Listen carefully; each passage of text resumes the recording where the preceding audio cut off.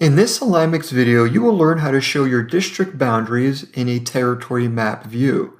So here on the screen, we currently only have territories shown. As you zoom in, you will see the 3-digit ID appear in the center of every territory, and moving in further, you will see all of our sales accounts appear. And those appear at different zoom levels that are set by default in AlignMix. I've also created a hierarchy of assignments here in this file. So we have territories assigned to districts and districts assigned to regions.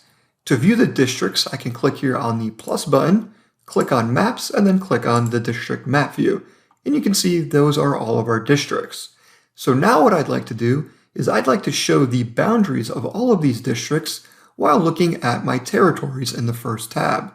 So to do that, we have to first go back to our first tab to show our territories. Now we click on Configure Layers, and then we scroll down to the district section here in the bottom left. We now need to click here to make the district boundaries visible, and now we can customize how that boundary will appear.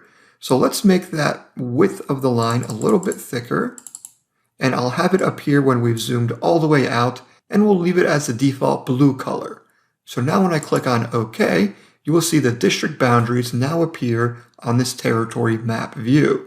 So now when I make adjustments to my territories, you can see if I make a change here in the touch align tool, as I move the territory boundary, the district boundary moves as well.